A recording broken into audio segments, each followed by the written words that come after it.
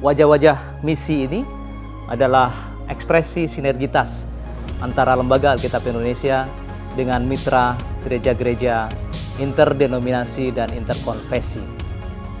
Lembaga Alkitab Indonesia yang lahir 9 Februari 1954 membawa mandat dari gereja-gereja yang berhubungan dengan Alkitab atau Kitab Suci. Visi Lembaga Alkitab Indonesia, firman Allah menjangkau semua generasi, mau tidak mau, dan suatu keniscayaan harus bersama-sama dengan para mitra. Mitra-mitra Lembaga Alkitab Indonesia antara lain adalah gereja-gereja, lembaga-lembaga Kristen, individu-individu yang punya hati untuk bermisi bersama, lembaga-lembaga usaha, pemerintah daerah dan pemerintah pusat, juga persekutuan internasional. Bersama-sama harus berarak-arakan untuk menghadirkan firman Allah sampai ke ujung bumi. Buku ini sangat mendalam kajiannya dan juga ditampilkan dengan cara yang sangat menarik oleh karena ada ilustrasi-ilustrasi yang sangat-sangat berguna. Dengan membaca buku ini, maka kita bisa belajar tokoh-tokoh Alkitab, tokoh-tokoh Kitab Suci yang mengekspresikan pentingnya misi untuk damai sejahtera dunia. Kiranya buku ini juga akan mendorong kita bersama untuk sungguh-sungguh menghidupi karya kita di dalam rangka bermisi, menghadirkan firman Allah sampai ke ujung bumi. Lembaga Alkitab Indonesia bekerjasama dengan 5 komunitas Katolik di Indonesia menyelenggarakan kegiatan yang dinamakan Bible on the Road. Melalui kegiatan ini kita akan membedah buku Wajah-Wajah Misi untuk menemukan makna dan panggilan misi Allah dalam kehidupan kita. Oleh karena itu, saya mengajak dengan penuh semangat seluruh kaum muda untuk menjadi bagian dari misi Allah dimanapun berada. Terus tingkatkan terobosan dan karya kreatif kaum muda untuk menghadirkan misi Allah sampai kapanpun. Tuhan Yesus memberkati. Salam Alkitab untuk semua.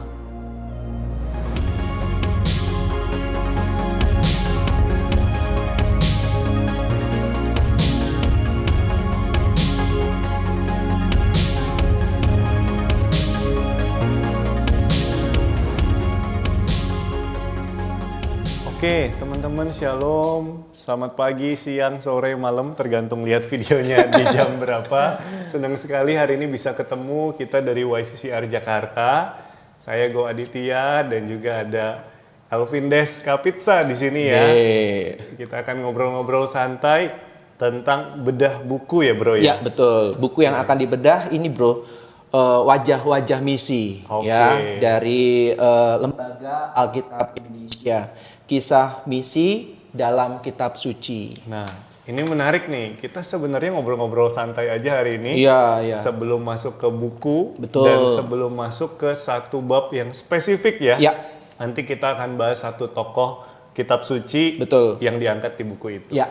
Gue pengen tanya-tanya dikit sama Vindes. Karena Vindes ini terkenal di YCCR Jakarta juga. Anyway, kita dari YCCR Jakarta. Betul ya, Vindes ya? Ya. Apa itu YCCR Jakarta? Catholic Charismatic Renewal Jakarta. Atau kepemudaan ya. BPK, PKKKJ. Betul. Jadi kita mendampingi persekutuan doa di Jakarta dan juga komunitas serta kategorial gitu ya. Orang muda Katolik. Orang muda Katolik. Betul, gitu. betul. Nah, Vindes ini terkenal di YCCR salah satu yang sangat suka baca buku, baca, mendalami Alkitab itu ini banget gitu, kental banget, seneng gitu ya. Suka. Anyway, dari pertama kali ceritanya gimana, Bro? Bisa sampai sebegitu senengnya baca Alkitab. Karena kalau gua sendiri Alkitab itu gua baru beli pas mungkin setelah ikut RHDR kali ya. Tahun berapa, Bro? Kayaknya 2000 berapa gitu. Okay. Ini Alkitab kedua nih, Bro, yang gua beli. Alkitab pertama gua itu kelelep banjir. Jadi kebayang dong. Tapi tahun 2000-an. Teman-teman, Go ini juga lulusan KPKS Tebet loh. Ya, luar biasa. Senang belajar gitu ya, walaupun nggak ada yang nyantol. Nah, kalau lu sendiri gimana, Bro? Alkitab kecenderungan untuk demen baca, gemar untuk explore Alkitab itu memang udah dari lahir? Enggak lah ya, enggak dari lahir. Kudus banget kalau dari lahir ya. Oke, thank you Go. Go dan teman-teman, kalau misalkan ditanya nih, saya suka baca kitab suci itu dari kapan? Kurang lebih itu sekitar 10 tahun yang lalu, 10 sampai 11 tahun yang lalu, ya kan. Tetapi baru benar-benar mendalami secara khusus itu sekitar 5-6 tahun terakhir ini. 5-6 tahun terakhir. Nah, kalau misalkan gue tanya, kenapa kok suka sekali belajar mengenai Alkitab? Karena beberapa hal. Yang pertama, saya merasa bahwa pada saat saya membaca Alkitab, lalu saya belajar mendalami, menafsirkannya dari kursus, dari seminar, atau dari buku-buku termasuk wajah-wajah misi ini, saya benar-benar merasakan bahwa Tuhan itu menyapa saya secara pribadi. Yes. Betul. Itu yang pertama. Jadi berasa banget pada saat saya mulai membaca kitab suci, belajar kitab suci, kemudian mendalami kitab suci, di situ Allah hadir. Lalu yang kedua, yang terakhir itu yang saya suka adalah sejarahnya. Jadi waktu saya baca Perjanjian Lama itu karena mungkin basicnya saya suka sejarah. Waktu saya baca Perjanjian Lama, kisah-kisah dalam Perjanjian Lama itu kan sangat menarik ya. Tokoh-tokoh, misalkan kita berbicara mengenai kisah penciptaan, Adam dan Hawa, Nuh, para bapa bangsa Israel, nabi-nabi, hakim-hakim, raja-raja dan sebagainya. Itu sangat menarik. Jadi memang dua alasan ini sih. Makin dieksplor, makin penasaran gitu ya. Betul. Makin banyak hal yang ternyata kita nggak tahu, baru tahu, dan kemudian jadi pengen menggali lebih dalam lagi gitu ya bro. Iya, bener banget. Iya, itu sih. Oke. Ngomong-ngomong tokoh di Alkitab bro, kalau tadi kan yang disebut tokoh-tokoh Perjanjian Lama. Nah, gue penasaran, kalau tokoh Perjanjian Baru, kira-kira yang menurut lu paling menginspirasi gitu. Oke. Kira-kira siapa bro? Kalau saya pribadi, Go dan teman-teman, kalau misalkan ditanya tokoh dalam Perjanjian Baru yang sangat menginspirasi dan luar biasa karyanya adalah Rasul Paulus. Oke, pas banget ya. Bukan karena kita mau bedah Bukan. Karena memang buku tentang Paulus saya cukup lengkap, ya kan, karena saya benar-benar sangat tertarik dengan tokoh ini. Benar-benar. Paulus kan terkenal selain Petrus juga gitu ya, salah satu tokoh yang transformatif. Ya, betul banget. Transformatif. Betul banget. Kalau gua sendiri bro, kalau ditanya tokoh, belum ditanya ya. Itu gue tanya. Kalau lu gimana? Kalau gua sendiri, tokoh yang paling menginspirasi di Perjanjian Baru itu Yesus bro. Yesus ya? Pastilah ya. Iya ya, Itu kenapa pasti. gue nggak jawab Yesus ya? Wah, bener. Ya udah, gue ralat deh. Yang pertama Yesus. Mencoba untuk melucu, padahal tidak berbakat stand up komedi gue gitu ya. Oke, biar mengalir aja, biar nyantai aja. Oke. Nah, hari ini kita akan bahas tentang Paulus ya bro. Ada satu bab khusus juga di buku ini. Bukunya tentang apa sih anyway? Buku ini, misi ya? Iya, buku ini spesifik. Seperti yang tadi sempat kita singgung di awal, bukunya wajah-wajah misi dari Lembaga Alkitab Indonesia, dan ini isinya sangat menarik, bro, teman-teman. Ya, karena apa? Karena terdiri dari beberapa tokoh dalam Alkitab, baik Perjanjian Lama maupun Perjanjian Baru. Contoh nih, ada Adam dan Hawa, Abraham dan Sarah, Musa, Daud, Rut, yang di episode sebelumnya kita sudah belajar mengenai Rut dan juga Musa kan. Yes. Nah, di Perjanjian Baru itu ada Yusuf, ada Maria, ada Yesus, Petrus, dan juga Paulus. Jadi ini tokoh-tokoh yang menurut hemat saya sangat baik untuk kita ketahui. Dan di buku Wajah-Wajah Misi ini semua dapat kita baca dan bahasanya begitu sederhana sehingga kita mudah untuk memahaminya. Jadi satu paket lengkap dalam buku yang nggak terlalu tebal sebenarnya. Betul. Ya. Sebenarnya menurut saya ini buku meskipun memang tidak cukup tebal, tetapi ini merupakan solusi untuk kita yang memang mau tahu tokoh-tokoh dalam Perjanjian Lama dan Perjanjian Baru. Ya, ini buku yang bisa kami rekomendasikan. Benar. Jadi kalau seandainya baca Alkitab, kadang kan ngantuk gitu ya, kadang-kadang gitu ya. Atau sering. Sering. Nah, atau sering gitu kan. Makanya selain buat dibaca, kadang-kadang juga buat bantal gitu, enggak ya teman-teman ya. Nah, buku ini bisa menjadi satu jembatan awal buat kita yang pengen tahu lebih banyak, karena tokoh-tokohnya juga aplikatif ya, bisa dibilang ya. Iya, bahasanya tepat, aplikatif. Bahasanya aplikatif gitu. Nah, spesifik kita akan bahas kali ini tentang Paulus. Nah, kalau Paulus sendiri, apa yang bikin lu sangat terinspirasi, bro, dari seorang Paulus itu? Oke, thank you, bro. Teman-teman, kalau di buku Wajah-Wajah Misi, kisah mengenai Paulus dapat kita baca di halaman 43, 44, dan 45. Nah, di depannya nih, bro, ya kan, itu ada sebuah ayat yang sangat menarik dari Rasul Paulus. Galatia 2 ayat 20. Bunyinya, bukan lagi aku sendiri yang hidup, melainkan Kristus yang hidup di dalam aku. Nah, ini kenapa tadi saya bilang di awal, Rasul Paulus itu menurut saya rasul yang luar biasa, karena di satu titik dia mengungkapkan dengan sangat yakin bahwa bukan dirinya sendiri yang hidup, tetapi Kristus yang hidup dalam dirinya. Ini bagi saya sangat dalam. Dalam banget ya. Sangat dalam. Dia sangat menghidupi itu gitu ya. Ayat itu benar-benar gambaran dari kisah perjalanan hidupnya Paulus. Betul. Kalau berbicara tentang judul babnya di Paulus ini, tulisannya adalah perjumpaan yang mengubah gitu ya. Dimana dia yang tadinya seorang yang bisa dikatakan begitu jahat mungkin menurut kacamata dunia gitu ya, sampai akhirnya dia bisa diubahkan sama Tuhan, transform menjadi seorang yang dipakai luar biasa. Ya, betul sekali. Gimana, bro? Kalau kita baca ya di paragraf yang pertama nih, bro, dikatakan Alkisah setelah Yesus naik ke surga, Roh Kudus turun atas para rasul, membuat mereka berani mengajar di mana-mana. Jadi ini hal yang sangat menarik di kalimat awal. Dikatakan bahwa Roh Kudus turun atas para rasul. Kita tahu bahwa sebelumnya para rasul itu mengalami ketakutan. Tapi setelah Roh Kudus hadir dalam hidup mereka, dikatakan membuat mereka berani mengajar di mana-mana. Yerusalem dipenuhi dengan Injil. Injil kita tahu dari bahasa Yunani, Euangelion, yaitu kabar baik mengenai Yesus yang adalah Mesias. Ya, ini membuat pemimpin-pemimpin Yahudi, tua-tua dan ahli-ahli Taurat gusar. Ya, salah satu rasul Stefanus dibunuh. Kita tahu bahwa Stefanus merupakan martir yang pertama. Dan saat itu Saulus hadir. Jadi Saulus diperkenalkan hadir pada saat Stefanus itu dibunuh. Betul. Kemudian dikatakan penganiayaan hebat menimpa jemaat di Yerusalem.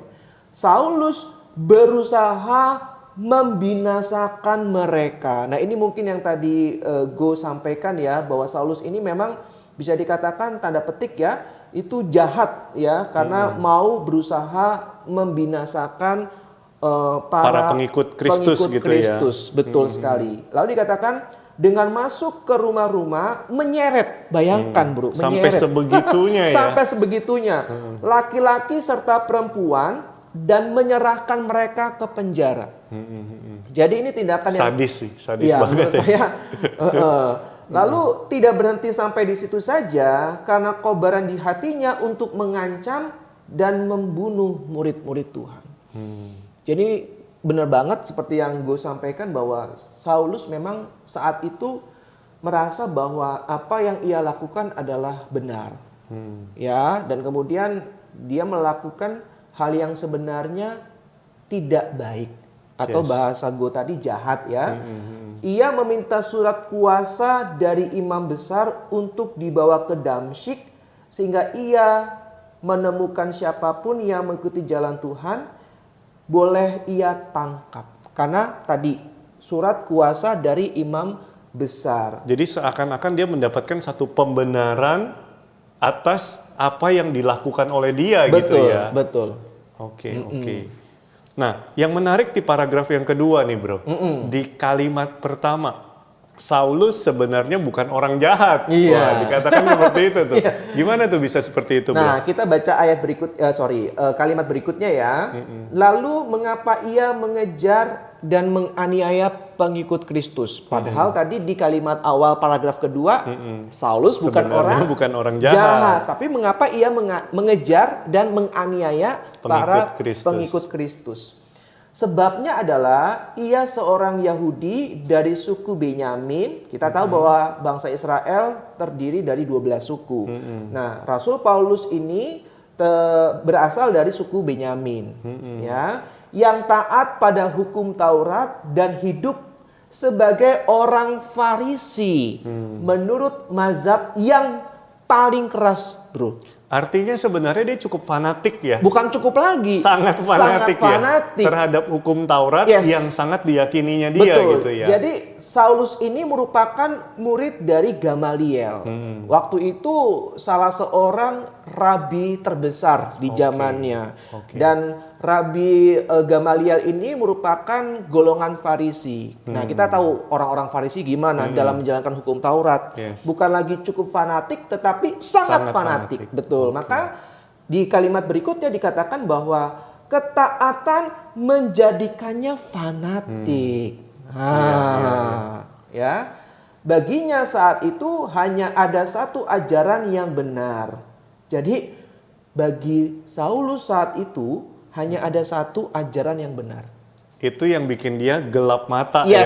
Di kalimat berikutnya ini ada nih keterangan tentang gimana itu. Tuh? Ketaatan membuatnya gelap mata. Yes, betul. Ini sesuatu yang menarik sih untuk dikulik, untuk dicari tahu lebih jauh. Tadinya gue pikirkan kenapa ya dia harus dibutakan gitu kan. Kenapa harus mengalami momen seperti itu. Ternyata ini salah satu reason dibaliknya ya bro ya. Yes, betul. Buku ini menarik teman-teman. Karena bahasanya seperti yang saya bilang tadi sangat mudah dan walaupun sangat mudah dan sangat sederhana, tetapi maknanya sangat dalam. Dikatakan ketaatan membuatnya gelap mata.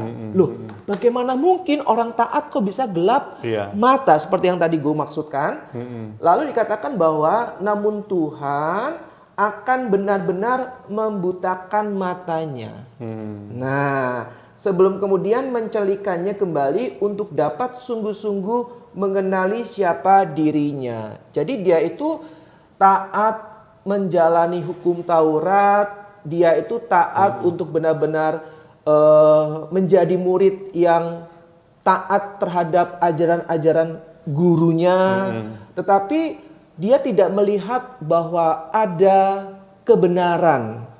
Jadi menurut dia hanya ada satu yang benar, yaitu menjalankan hukum Taurat. Bukan berarti menjalankan hukum Taurat itu salah, melainkan caranya yang kurang tepat.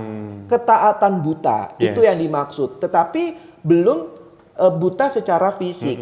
Maka dikatakan di kalimat berikutnya, namun Tuhan akan benar-benar membutakan matanya secara fisik. Ya. Sebelum kemudian mencelikannya kembali untuk dapat sungguh-sungguh mengenali siapa dirinya. Nah, sekarang coba saya pengen tanya ke Go. Go, menurutmu nih, pada saat Tuhan mencelikan matanya, kira-kira mengapa Tuhan melakukan itu? Nah itu, seringkali kan kita berpikir ketika Tuhan dalam tanda kutip melakukan sesuatu, kenapa sesuatu yang jahat, sesuatu yang kurang baik gitu kan. Padahal sebenarnya ada reason ya. Ada rencana Tuhan yang indah di balik itu. Di balik itu gitu. Nah, kalau gue penasaran lebih ke ininya nih, Vindes. Ketaatan yang salah. Jadi ketaatan itu kan sebenarnya sesuatu yang positif. Tetapi kalau seandainya kita merasa diri paling benar, ajaran kita paling benar, ternyata itu menjadi sesuatu yang berbahaya. Betul. Nah, lu pernah punya pengalaman pribadi mungkin atau cerita, kesaksian yang terkait dengan merasa diri paling benar mungkin atau merasa ajaran kita, pemahaman kita, ternyata Tuhan mencelikkan diri gitu. Betul. Ini bagus banget pertanyaannya, Bro. Pernah nggak? Pernah, pasti. Gimana tuh kejadiannya? Penasaran. Seru Intinya nih. aja ya, intinya aja bahwa beberapa kali saya itu merasa bahwa saya sudah menjalankan ajaran gereja, saya sudah menjalankan apa yang Tuhan firmankan dalam Alkitab gitu kan. Tetapi saya tidak melihat bahwa di luar sana juga banyak orang-orang yang menjalankan firman Tuhan, ajaran gereja dengan lebih baik dibandingkan saya. Jadi saya itu seakan-akan merasa diri paling benar, paling kudus gitu kan. Padahal di luar sana banyak kok yang lebih benar daripada saya. Ada satu momen saya merasa bahwa oh ternyata saya harus banyak belajar dari mereka. Maka ini yang saya maksud tadi bahwa saya itu sebenarnya dibutakan matanya oleh tadi ya kesombongan saya, kemudian merasa diri paling benar. Namun Tuhan mencelikan saya. Nah, ini salah satu kekuatan dari firman Tuhan Ya, ya. betul. Yang dibilang seperti pedang Bermata bermata dua. dua, mencelikkan kita Ya. ketika kita terbuka dengan kuasa Roh Kudus terutama gitu kan. Betul. Jadi firman-firman Tuhan itu punya kuasa ya. Betul. Untuk menyadarkan kita. Benar-benar banget. Kayak kita kan tahu ya bahwa banyak dari contoh-contoh tokoh iman dalam Alkitab itu yang benar-benar taat. Abraham, lalu Bunda Maria, Yes, ya kan? benar-benar. Bagaimana mereka sangat taat dan akhirnya ya itu tadi. Rencana besar terjadi Iya, ya. rencana besar terjadi sehingga tadi ya perjumpaan yang mengubah. Yes. Bagaimana tokoh-tokoh dalam Alkitab, baik perjanjian lama, perjanjian baru, mengalami perjumpaan dengan Tuhan secara pribadi, matanya dicelikkan, dan akhirnya mereka berubah menjadi pribadi yang punya daya, punya semangat untuk mewartakan kabar keselamatan. Oke, menarik banget. Kita lanjut balik lagi ke cerita tentang Paulus nih bro. Karena ternyata pembahasannya nih seru banget nih. Yes. Masih ada beberapa poin-poin setelah bahkan dia mengalami sesuatu yang nggak mengenakan ya. Betul. Butaan itu kan pasti sesuatu yang mengagetkan. Iya. Bagaimana dia yang tadinya merasa diri benar, punya Superior, hebat. Ternyata dalam sekejap Kejap. mata, dalam sekejap waktu Tuhan bisa melakukan sesuatu yang di luar rencana dia. Di luar dugaan. Di luar dugaan dia. Nah, di kalimat berikutnya nih bro, di paragraf yang ketiga dikatakan demikian. Tuhan datang untuk semua orang. Nah, ini kalimat yang baik teman-teman ya. Juga untuk mereka yang berdosa, termasuk Saulus. Jadi semua orang berdosa pun dicintai dan diterima oleh Tuhan. Yes. Termasuk dalam hal ini Saulus ya. Di jalan menuju Damsyik ia memperkenalkan diri sebagai Allah yang maha kuasa yang mampu mengambil penglihatan manusiawi Saulus yang telah menjerumuskannya ke dalam dosa dan kejahatan. Nah tadi ya apa yang Saulus lakukan itu tindakannya jahat. Tetapi menurut Saulus ia melakukan apa yang benar. Tadi ya ketaatan membuatnya menjadi fanatik, membutakan matanya. Tuhan itu tepat sasaran ya bro. Iya betul. Matanya yang bikin dia, yang menjerumuskan dia ke dalam dosa, ke dalam kejahatan, langsung ibarat kata solusinya di arah sana juga. Iya. Nah di paragraf berikutnya, di kalimat berikutnya, Tuhan memberinya penglihatan ilahi. Nah, menarik. tapi nggak ditinggalkan sendirian Nggak gitu ditinggalkan ya. sendirian. Selalu ada solusinya di balik itu. Iya betul. Jadi dia buta secara fisik, tapi Tuhan memberikan penglihatan ilahi. Betul kata Bro tadi bahwa selalu ada solusi, ya. Sehingga dikatakan Tuhan memberinya penglihatan ilahi agar ia dapat mengenali Wajah Tuhan yang sesungguhnya. Yang harus dilayaninya. Yang harus dilayaninya. Menarik. Wah, menarik. Ini bahasanya sederhana tapi sangat dalam ya. Luar biasa. Kemudian yang berikutnya dikatakan, nah ini perjumpaan yang mengubah. Saulus pun bertobat. Yes. Di jalan lurus di rumah Yudas, di bawah tumpangan tangan Ananias dan atas kuasa Roh Kudus, Saulus bangkit dari kedosaannya. Terakhir ya, di paragraf yang ketiga, ia pun dibaptis menjadi pelayan Tuhan yang akhirnya nanti terkenal sebagai Paulus, rasul bagi bangsa-bangsa bukan Yahudi, serta misionaris terbesar, bro. Wow. Makanya di Alkitab juga banyak ya. Oh iya, surat-surat Rasul Paulus. Surat-surat Rasul Paulus. Betul gitu. ya. Misionaris terbesar dalam sejarah awal agama Kristen. Menarik ya. Iya. Ini menarik banget sih. Bagaimana pertobatan. Jadi perjumpaan yang mengubah tidak lengkap tanpa adanya pertobatan. Betul. Harus Ini poin ada yang sangat pertobatan, harus ada kuasa Roh Kudus. Bagaimana dia dibaptis gitu kan? Dia terbuka akan kuasa Roh Kudus sehingga dia bisa menggenapi rencana Tuhan dalam hidupnya dia. Amin, betul. Makanya dikatakan bahwa Rasul Paulus itu misionaris terbesar.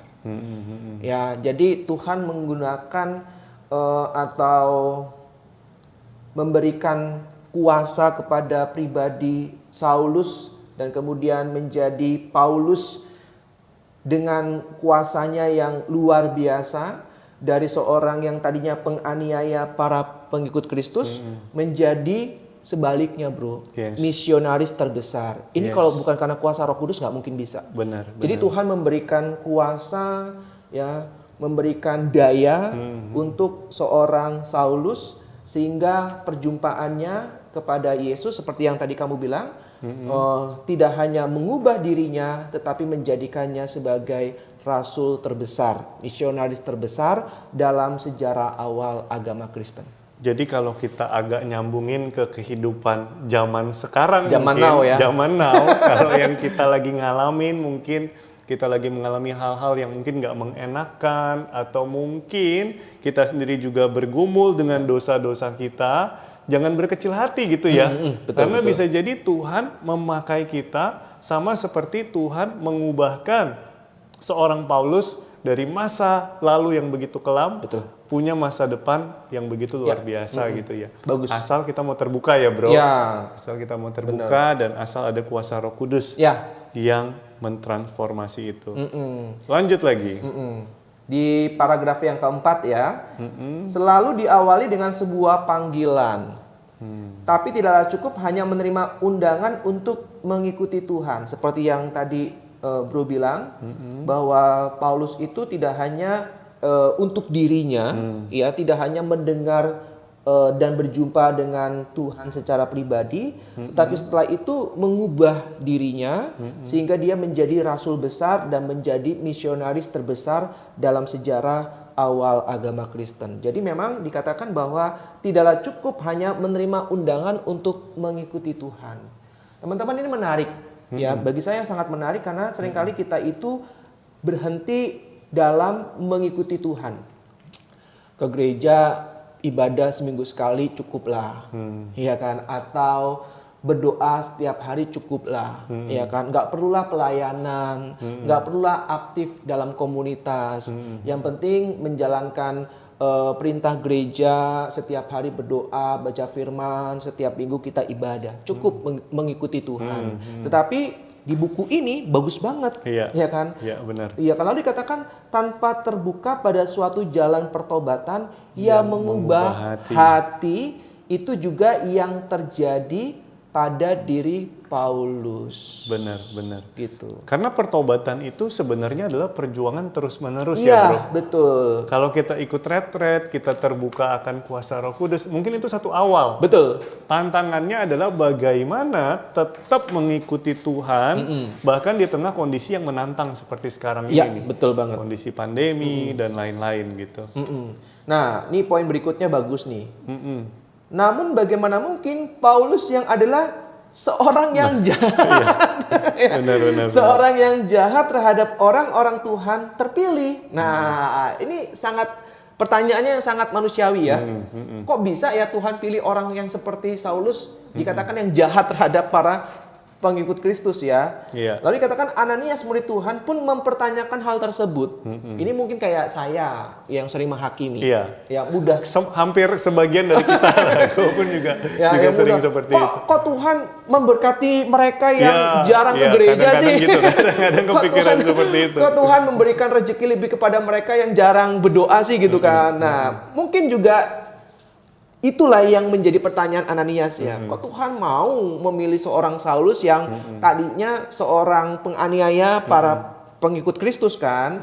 Lalu bukankah seharusnya Tuhan bisa memilih orang lain yang punya kualitas ya dan pantas. Nah, ya Tuhan melihat dengan mata ilahi. Nah, ini poin yang sangat menarik dari buku ini.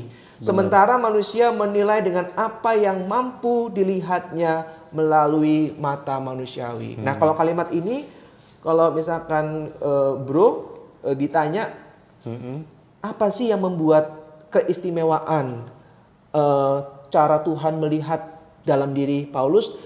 Kalau kita sambungkan dengan kehidupan kita seperti apa? Nah, ini seringkali kan kita menghakimi orang lain kan, betul. Secara sadar maupun secara nggak sadar. Itu satu hal yang manusiawi.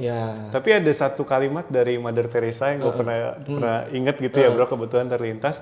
Ketika kita menghakimi orang lain atau menilai orang lain, kita udah kehilangan kesempatan untuk mengasihi mereka. Wah, keren nih. Padahal sebenarnya Tuhan mengasihi kita dengan apa adanya diri kita dan bahkan lebih daripada apa yang sanggup kita lihat. Kan? Amin. Wah, kalau kita manusiawi, dia mah nggak layak untuk dikasihi. Dia aja melakukan sesuatu. Kadang-kadang kita menghakimi seperti itu. Betul. Sama seperti menghakimi Paulus. Tapi kalau kita stop di situ, mungkin nggak ada Paulus. Dan nggak ada, maksudnya Paulus tetap ada, tapi Paulus nggak memiliki karya misi sebesar sampai sekarang. Kita jadi kayak membatasi rencana Tuhan ya kalau kita fokus kepada rencana pribadi kita. Wah, poinnya menarik nih. Ini keren banget ya, satu kalimat dijelaskan dengan baik oleh Go. Wah, keren ya. Kalau saya sih teringat mengenai panggilan Daud ya. Dikatakan manusia melihat rupa tapi Tuhan melihat hati. Iya, itu connected banget. Nyambung banget ya dengan kalimat ini ya. Dikatakan Tuhan melihat dengan mata ilahi, sementara manusia melihat dengan apa yang mampu dilihatnya melalui mata manusiawi. Kalau dihubungkan dengan sekarang ya bro, seringkali orang muda itu merasa nggak pantas, merasa nggak layak untuk melayani Tuhan. Padahal dikatakan barusan kita dengar, tadi kamu juga jelaskan dengan sangat baik, bahwa Tuhan melihat hati kita. Ya kan, Tuhan melihat jauh dari kedalaman setiap batin manusia, dan itu hanya yang bisa lihat Tuhan. Manusia nggak bisa.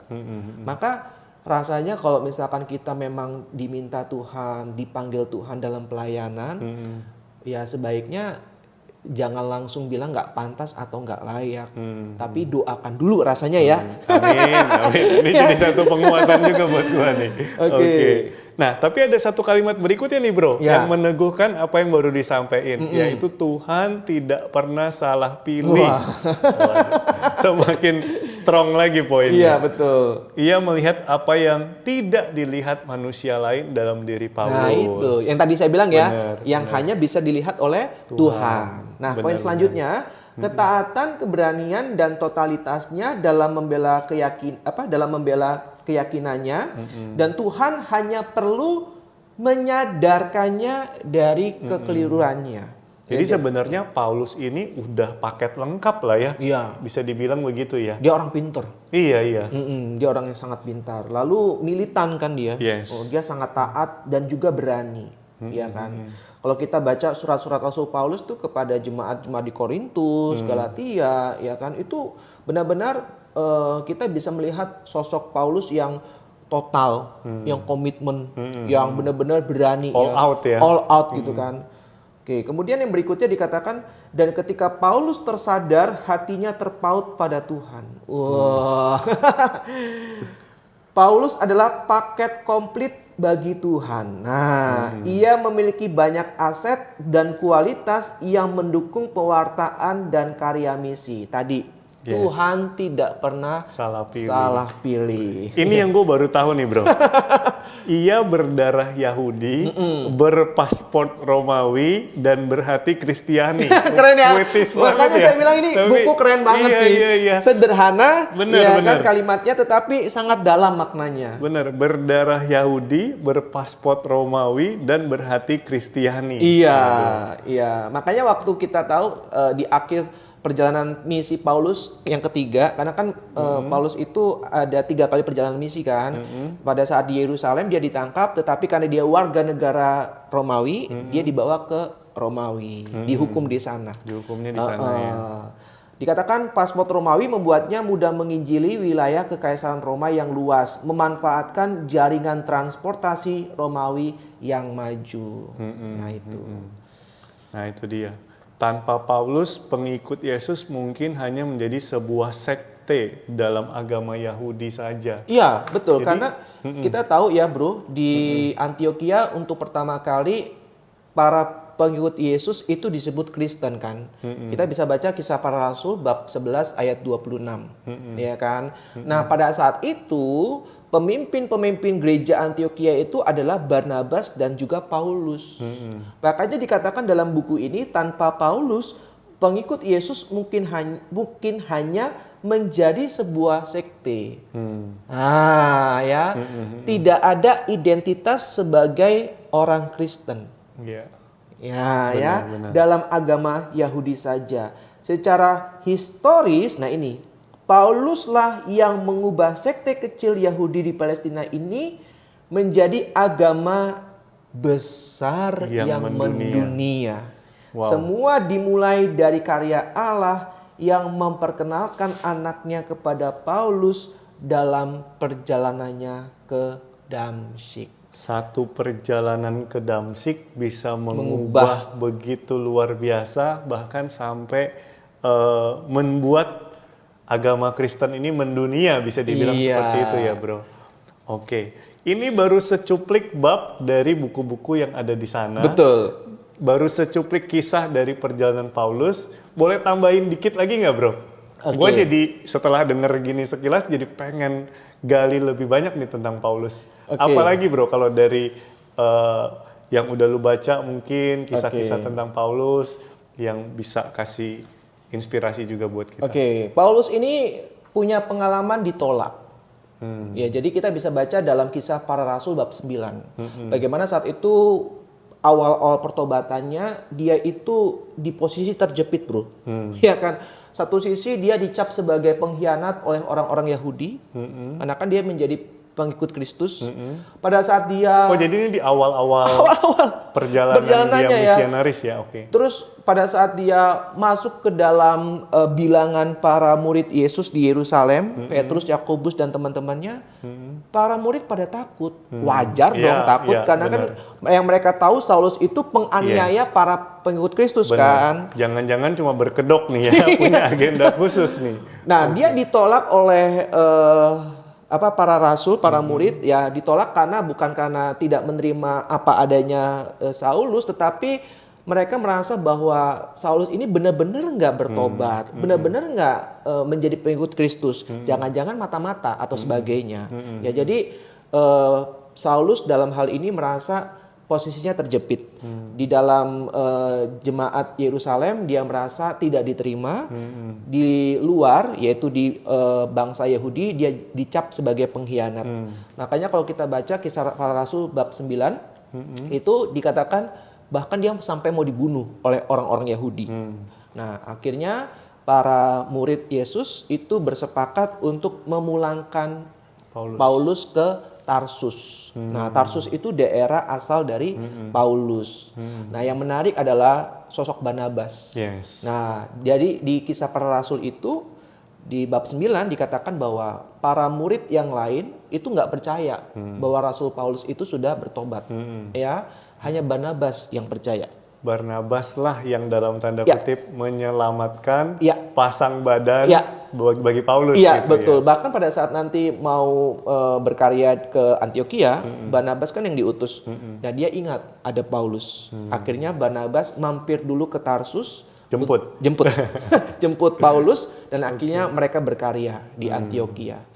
Jadi Paulus ini luar biasa. Meskipun dia ditolak, posisinya terjepit, bahkan terancam untuk dibunuh, dia tetap memiliki semangat dan daya untuk terus menjadi penginjil, menjadi pembawa kabar keselamatan Kristus ke seluruh penjuru dunia. Benar banget.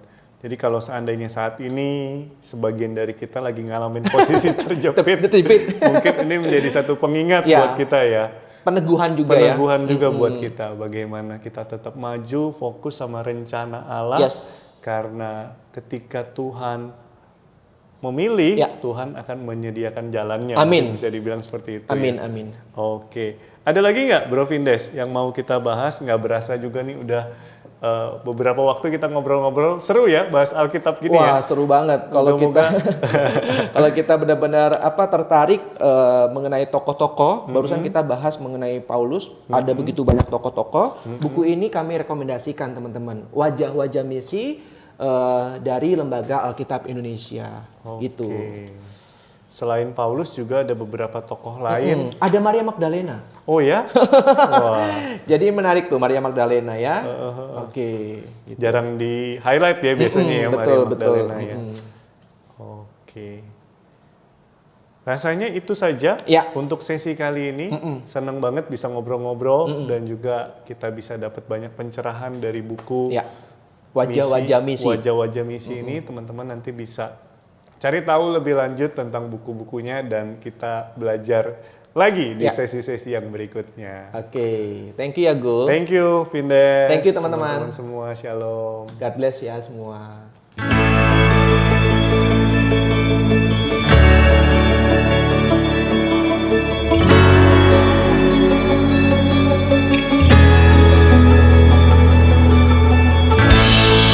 Selamat pagi Bu. Selamat pagi. Pesanannya 5 buku wajah-wajah misi Bu ya. Ya.